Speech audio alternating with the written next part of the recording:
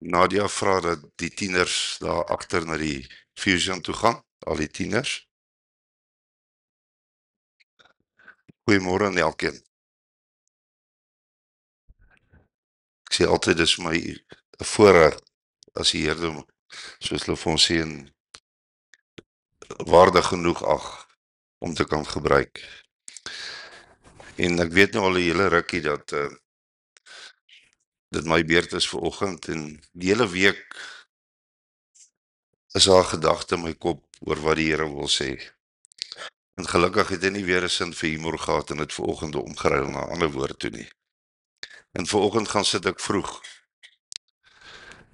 en ek vat 'n boek en ek bid en ek vra die Here, geef my skrifte, geef my die regte skrifte. En ek begin skryf. En die eerste versie skryf ek bo. En toe ek die volgende een kry, ervaar ek moet dit bietjie af onder toe sit. En so gaan hy aan. En toe hy vir my die laaste skrif gee, en ek kom neerskryf, toe is daar nie een lyntjie oop nie. En ek het so opgewondenheid om te weet dat dit hy is wat dit vir my gegee het. En die woord wat hy vir my gegee het is, dis jou keuse. Jy weet, ons is so altyd so vinnig om omstandighede en ander mense te blameer. Maar hy kom wys vir my, dis jou keuse. En ek gaan begin vanmôre met Jeremia 29 vers 11 wat ons baie goed ken. Hy sê ek weet watter gedagtes ek aan gaan julle koester, spreek die Here. Gedagtes van vrede, nie van onheil nie, om julle 'n hoopvolle toekoms te gee. Dan sal julle my aanroep en heen gaan en tot my bid en ek sal na julle luister. En julle sal my soek en vind as julle vra na my met julle hele hart. En ek sal my deur julle laat vind, spreek die Here. En julle lot verander en julle versamel uit al die nasies en uit al die plekke waarin ek julle verdryf het, spreek die Here. En ek sal julle terugbring in die plek van waar ek julle in ballingskap weggevoer het. En hierdie stukkie is so 'n bekende stukkie. En dis altyd maklik om hom aan te haal. En te sê, maar kyk hierso. Die Here wil net vir my voorspoed gee. Hoekom tref dit of tref dat my? Hoekom word ek siek? Hoekom sukkel ek met my finansies? Hier sê hy dan. Maar jy sien, daar's altyd 'n paar voorwaardetjies ook. Hy sê hierso: julle sal my aanroep en heen gaan en tot my bid en ek sal na julle luister. Hy sê maar as julle my soek, sal julle my vind as julle vra na my met julle hele hart. En hoeveel keer gebeur dit in my lewe wanneer iets gebeur, dan is ek altyd op my knieë en jy weet, dit voel partykeer asof my op die knie hou met al die teëspoed wat kom. Maar soek ek hom met my hele hart of soek ek hom net om uitkomste te kry vir die situasie waarin ek is nou. En hy wys my Deuteronomium 28. Nou julle moet maar 'n bietjie geduldig wees, hier's 'n hele paar skriffies wat ek daar wil lees. Vanaf vers 1. Hy sê as jy dan goed luister na die stem van die Here jou God om sorgvuldig te hou al sy gebooie wat ek jou vandag beveel, dan sal die Here jou God jou die hoogste stel bo al die nasies van die aarde. En al hierdie seëninge sal oor jou kom en jou inhaal as jy luister na die stem van die Here jou God. Dan begin hy met die seëning. Hy sê geseënd sal jy wees in die stad. Geseënd sal jy wees in die veld. Geseënd sal jy wees die vrug van jou liggaam en die vrugte van jou land en die vrug van jou vee en die aandeel van jou beeste en die aandeel van jou kleinvee. Geseënd sal jy wees jou mandjie en jou bakskottel. Geseënd sal jy wees by jou ingang. Geseënd sal jy wees by jou uitgang. Die Here sal maak dat jou vyande wat teen jou opstaan, voor jou verslaan word. Op een pad sal hulle teen jou uittrek en op 7 paaie voor jou uitvlug. Al hierdie seëninge wat hy vir ons wil gee. Hoekom kry ons nie altyd al hierdie seëninge nie?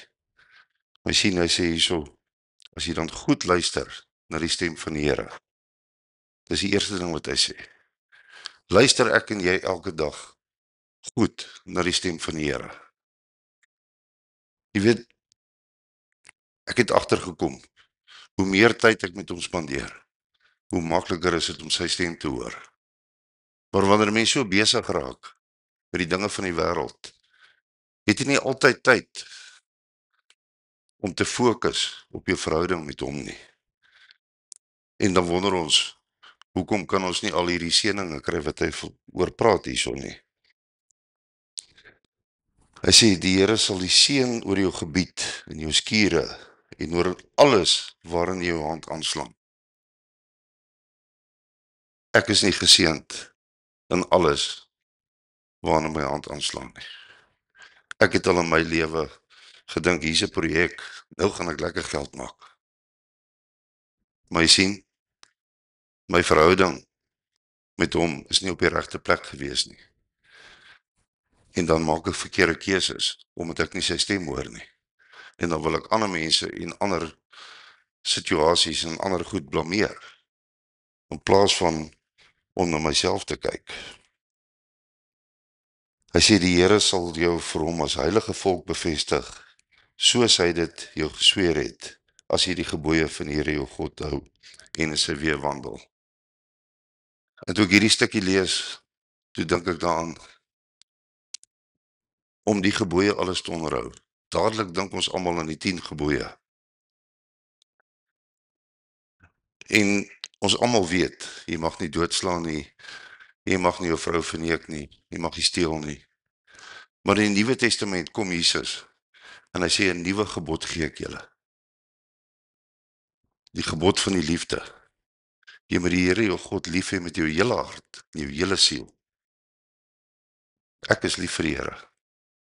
Maar as ek altyd lief vir hom met my hele hart, of is daar iets wat ek bo hom stel? En dit alles kom terug na keuses toe. Dis my keuse. Wat wil ek nommer 1 stel in my lewe? Dan sal hy jou seën. Hy sê, alles wat jou hand aanslaan, en hy sal jou seën in die land wat die Here jou God jou gee. So 'n paar versies skiep hierso. Hy sê in vers 13, die Here sal jou die kop en nie die stert maak nie, en jy sal net boontoe en nie ondertoe gaan nie, as jy luister na die gebooie wat die Here jou God, van die Here jou God wat ek jou vandag beveel om te doen. En weer eens praat hy van die gebooie, en weer eens dink ek aan die gebod wat Jesus my gegee het, die nuwe gebod, jy moet jou naaste lief hê soos jouself. En dadelik besef ek, maar as ek daai liefde het, dat ek net so lief vir jou is, as wat ek vir myself is, dan gaan ek geen mens skade aandoen nie. Dan gaan ek nie steel nie. Ek gaan nie my vrou verneek nie. Ek gaan nie iemand doodmaak nie. Dis weer 'n keuse. Dis my keuse om hom te volg, om sy gebed te volg. Die grootste gebod wat hy ons gevolg het, of wat hy vir ons gegee het, om dit te volg. En dit alles kom terug na my toe. Want hy sê, as jy nie links of regs afwyk van die woorde wat ek julle vandag beveel, en om agter ander gode aan te loop en hulle te dien nie. En dit is nie altyd nodig om vir Mohammed of een van die baie gode van die Hindoes om hulle fisies te gaan aanbid nie. Daar's baie dinge wat hierso kan instaan vir daai goed. Jou selfoon is een van hulle. Jou tyd wat jy met jou stokperdjie spandeer. Fietsry, visvang, wat dit ook al is. Meer tyd daar wat jy spandeer, as om tyd met die Here te spandeer, dan word dit 'n afgod. Dan is jy skuldig hieraan. En dan wil ek vra, hoekom? Hoekom kry ek nie die seëninge wat die Here vir my sê hy sal vir my gee nie? Maar jy sien, ek stel ander gode bokant hom. En dan in vers 15 kom sê hy, maar as jy nie luister na die stem van die Here jou God, om sorgvuldig te hou al sy gebooie en insettinge wat ek jou vandag beveel nie. Dan sal ek al hierdie vloeke oor jou laat kom en jou inhaal. Vervloek sal jy wees in die stad en vervloek sal jy wees in die veld, en jou mandjie en jou bakskottel, en dan gaan hy en alles wat hy vir ons gegee het as 'n seën, as jy hom volg, as jy verhouding met hom het, as jy sy woord onderhou. Ek weet dis onmoontlik, ek kry dit nie reg om sy woord 100% te onderhou elke dag nie. Maar jy sien, dis my keuse om te probeer na my menslike vermoë om die beste ding te doen wat ek wil doen. Ek dink altyd wat sou Jesus gedoen het as hy in daardie situasie was. Dis my keuse om te besluit of ek in sy wil gaan optree of buite sy wil. En dan kies ek. En as ek gekies het om buite sy wil op te tree, dan kan ek nie die Here blameer as ek nie daai seëninge kry wat hy van praat nie. En ek gaan nie al daai vloeke lees nie, maar ek kom agter dat daar amper meer is as die seëninge wat hy gesê het wat hy jou sal gee. So ons moet so versigtig wees, en ek besef ek moet 'n bietjie meer tyd spandeer. Ek moet 'n bietjie ernstiger my verhouding opneem met my Here. Ek moet bietjie minder dinge plaas voor hom. In die oggend as ek opstaan, moet die eerste ding nie 'n koppie koffie en kyk wat is op Facebook, en die eerste ding moet wees om vir hom môre te sê en dankie vir nog 'n dag wat hy ons gegee het. Maar is my keuse as ek opstaan. Wat gaan ek doen? Hoe gaan ek hierdie dag begin? Hy sê in vers 29, sodat jy op die middag sal rondtas soos 'n blinde in die donker. En jou wees sal jy geen voorspoed hê nie, maar jy sal altyd deur verdruk en beroof wees, sonder dat daar 'n helper is. Jy sal met 'n vrou verloof, maar 'n ander man sal haar sken. 'n Huis sal jy bou, maar daarin nie woon nie. 'n Wingerd plant, maar dit nie gebruik neem nie. Dan wonder ons, hoekom is daar probleme in verhoudings? Is dit nie maar omdat dit 'n besluit is wat ek neem? 'n Verkeerde besluit.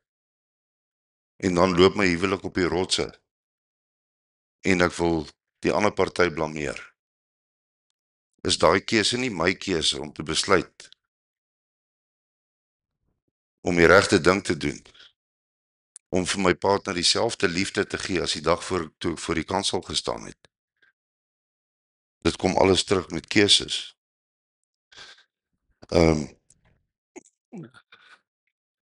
Hy sê vir my hierso, jy sal saad op die land uitbring, maar min insamel, want die sprinkaan sal dit afeet. Kan ek die Here blameer as wat ek ook al probeer, of ek plant en of ek bou en wat ek ook al doen, as dit nie uitwerk nie, maar ek leef nie in sy wil nie, as my bome nie vrugte dra soos hulle moet dra nie. Hy sê dan sal jou vyand wat die Here teen jou sal stuur, jy sal die vyand dien, honger en dors en naaktheid en 'n gebrek aan alles, want hy sal 'n ysterreuk op jou nek sit totdat hy jou verdelg het. En dit alles omdat ek nie in sy wil leef nie. Dis my keuse of hierdie goed met my gaan gebeur en of goeie goed met my gaan gebeur. Ek kan nie ander mense blameer as my lewe nie uitwerk soos ek dit wil hê nie. Hy sê in vers 67, in die môre sal jy sê, ag was dit maar aand. En in die aand sal jy sê, ag was dit maar môre.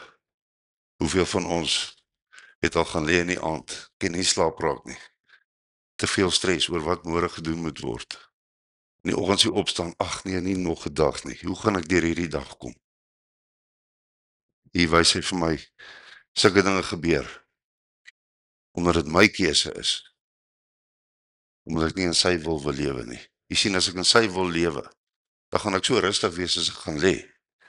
Al is daar goed wat ek geen beheer oor het nie, dan gaan daai vrede wat hy vir ons in Filippense 4 vers 7 van praat, daai vrede wat alle verstand te bowe gaan, dan gaan dit my vul. Maar jy sien, as ek buite sy wil lewe en ek het nie 'n goeie verhouding met hom nie. Dis my keuse waar ek wil lewe en dis my keuse of ek so vol van daai vrede gaan wees en of ek vol stres gaan wees.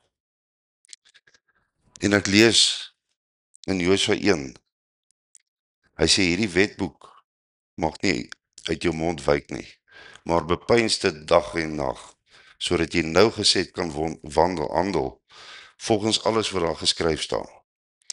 Want dan sal jy nou weer voorspoedig wees en dan sal jy met goeie gevolge handel. Weereens, as jy hierdie wetboek mag nie uit jou mond wyk nie. Nou, ons het nie die wetboek nie, ons het die Bybel vandag. Ons het al die geskiedenis van die begin van die aarde tot by Openbaring, waar hy vir ons al die profeseë oor die eindtye gee. Ons het nie 'n verskoning, ander het nie 'n verskoning om te sê, ek weet nie wat ek moet doen nie. Alles is in daai handboek opgeteken. Dis my keuse of ek hom gaan lees, of ek hom gaan bestudeer, of ek hom gaan probeer leef, en of ek dit gaan los. Hy sê, het ek jou nie beveel nie, wees sterk en vol moed, wees nie bevrees of verskrik nie, want die Here jou God is met jou, oral waar jy mag gaan. En toe ek hierdie stukkie lees, toe besef ek maar, om vol moed te wees, en om vol vrees te wees, dis twee uiterste punte in die lewe. Jy kan nie vol moed wees, as jy vrees in jou hart het nie. En jy kan nie vol vrees wees, as jy moed in jou hart het, en jy het Jesus in jou hart nie. En daar vat hy my na Rigter 6 toe. Daar waar Gideon, hy was besig op die land uitgewerk, en die Here stuur die engel so toe. En die engel, sê die engel het onder 'n boom gaan sit. In vers 10 sê hy, Rigter 6, en ek het aan julle gesê, ek is die Here julle God, julle mag die gode van die Amoriete, in wie se land julle woon, nie vrees nie, maar julle het nie na my stem geluister nie. Toe het die engel van die Here gekom, en gaan sit onder 'n terpentynboom, wat by Ofra staan, wat aan Joas, die Arabiet behoort het, terwyl sy seun Gideon juis koring uitgeslaan in die parskyp, om dit te beveilig teen die Midianiete. En die engel van die Here het aan hom verskyn, en hom gesê, die Here is met jou, dapper held. En ek dog, joh, mensie, ek wil daai woord kry om te sê, die Here is met jou, dapper held. 'n Held is iemand wat geen vrees in hom het nie. 'n Held is nie iemand wat bang is vir iets wat hy moet gaan doen nie. Dawid was 'n held, het vir Goliat verslaan. As hy bang was, het hy nooit eers sy slinger gevat en geloop nie. Toe vra Gideon vir hom, ag my Heer, as die Here met ons is, waarom het al hierdie dinge ons dan oorgekom? En waar is al sy wonders, waar ons vaders ons van vertel het, deur te sê, het die Here ons nie uit die Egipte laat optrek nie, maar nou het die Here ons verwerp, en ons oorgegee in die hand van die Midianiete. Toe draai die Here na hom, en sê, gaan in hierdie krag van jou, en verlos Israel uit die hand van die Midianiete. Is dit nie ek wat jou stuur nie? My broer en my sussie, soveel keer gebeur daar iets in my lewe,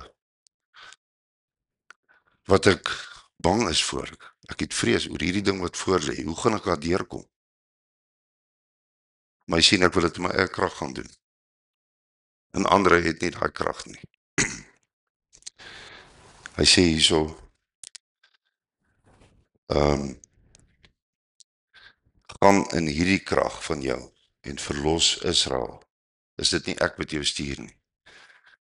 My broer en my sussie, die Here stuur vir jou. Jy moet die besluit maak, watter kant toe jy gaan. Wil jy jou probleem self gaan aanspreek, of wil jy dit vir die Here gee om dit vir jou te doen?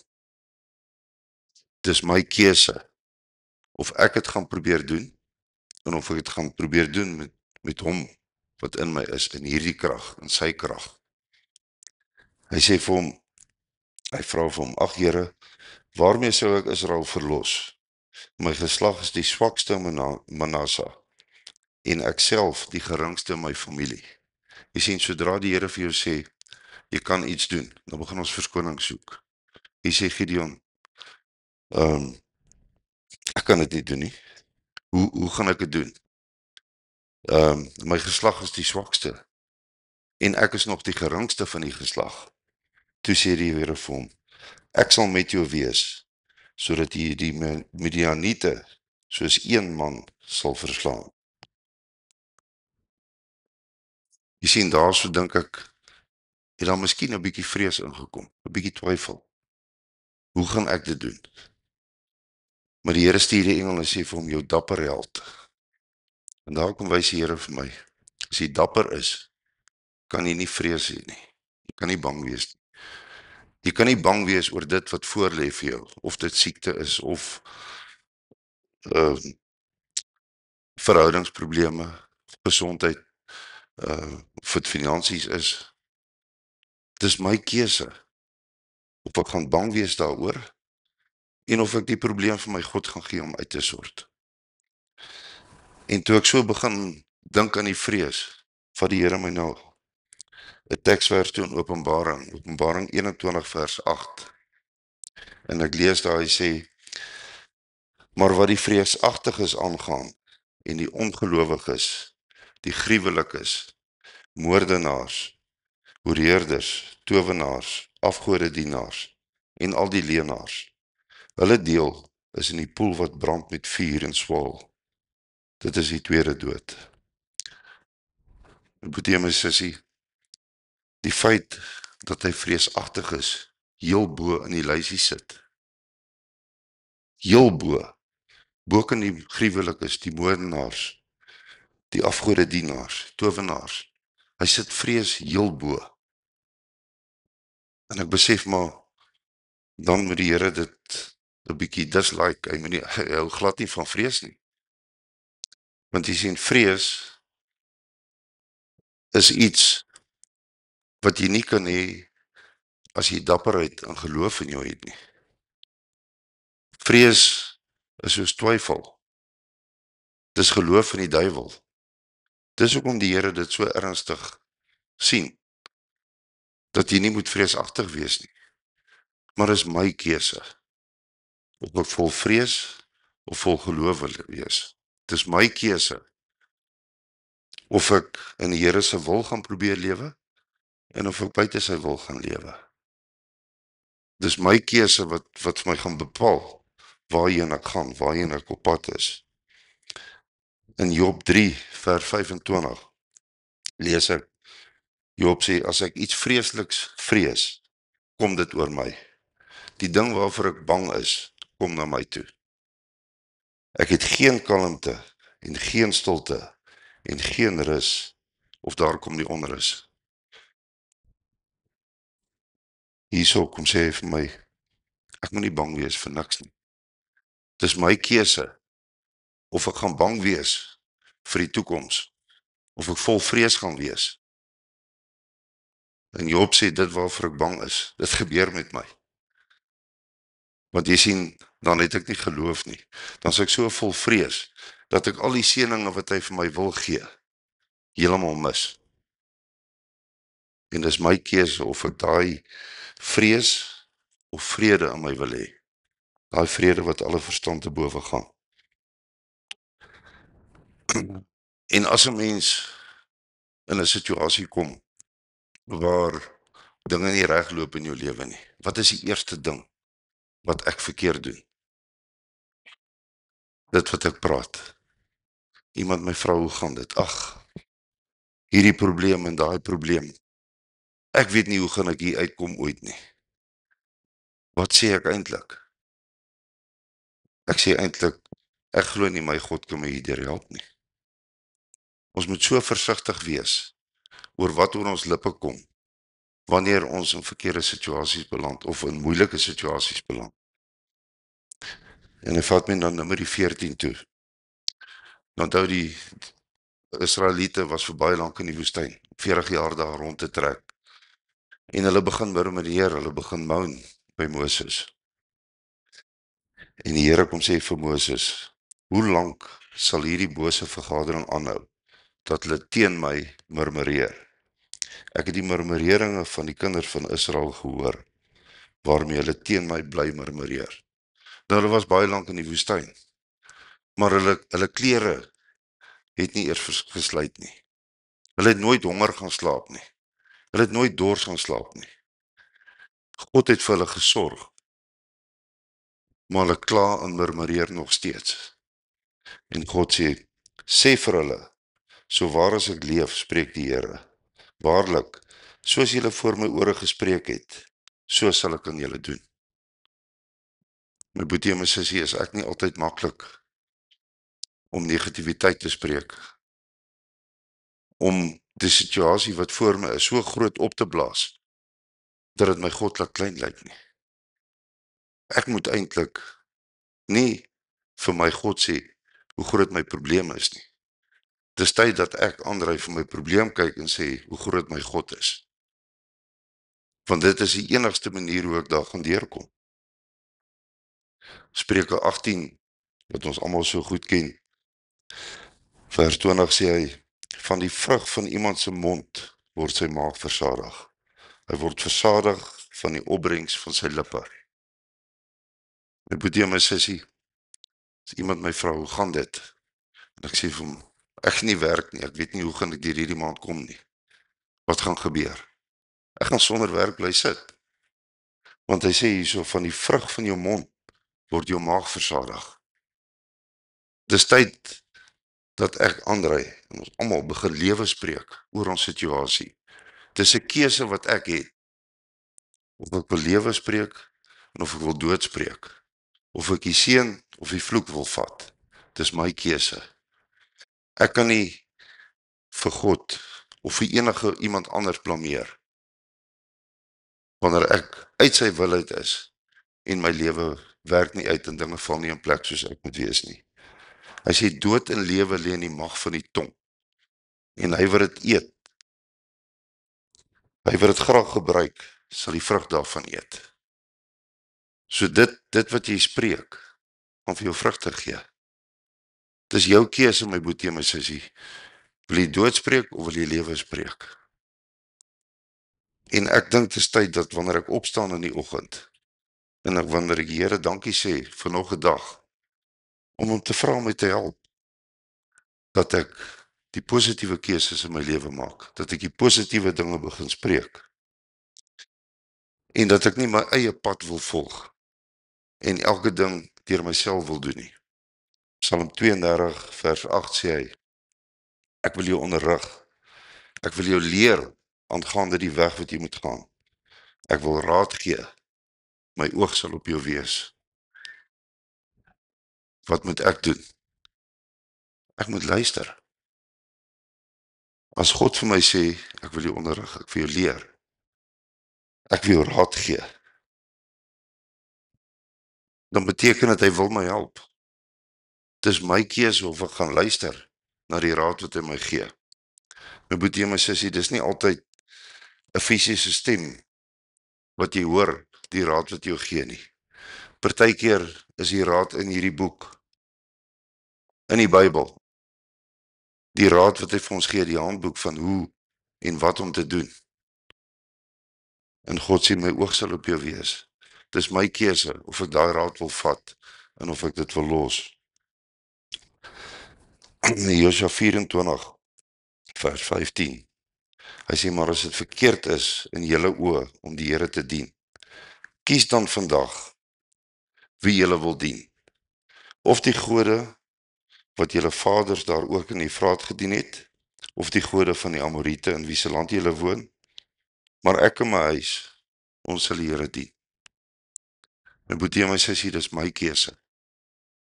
of ek die lewende God wil dien, of ek 'n verhouding met hom wil hê, en of ek my vertroue en tyd vir ander gode gaan gee. Dis my keuse. Ek moet kies.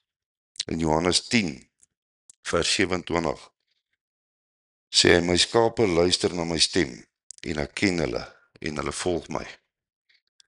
Ek gee hulle die ewige lewe, en hulle sal nooit verlore gaan, tot in ewigheid nie, en niemand sal hulle uit my hand ruk nie.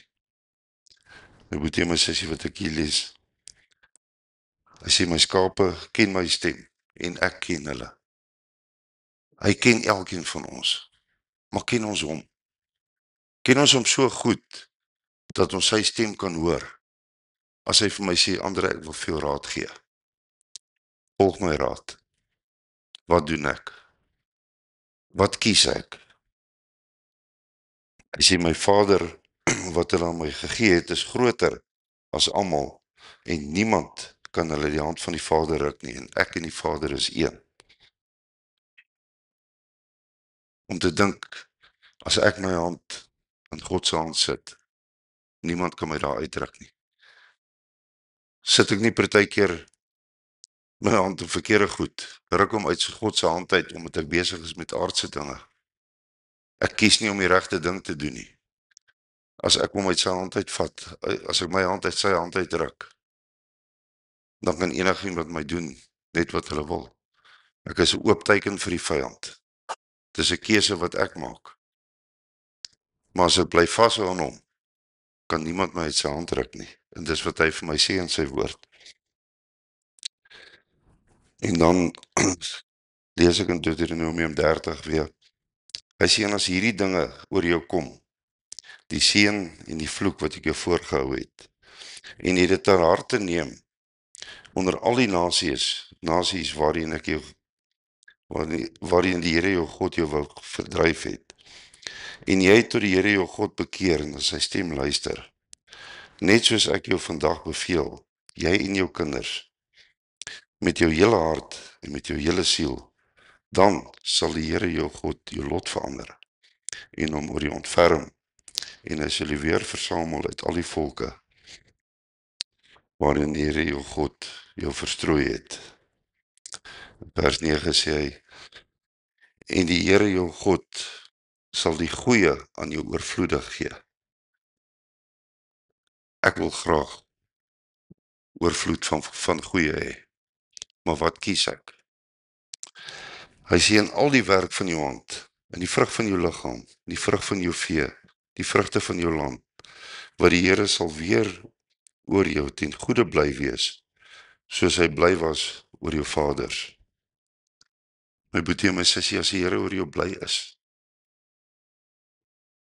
ek dink dit is so belangrik, om te doen wat die Here behaag, wat hy kan bly wees, soos hy oor sy knegt Job gespog het by die duiwel. Sal dit nie lekker wees, as die Here en die duiwel praat en hy sê, kyk verander hy, kyk wat 'n voorbeeld is hy. Maar ek glo nie hy kan dit aan my doen nie, want ek gee hom nie rede om dit te doen nie.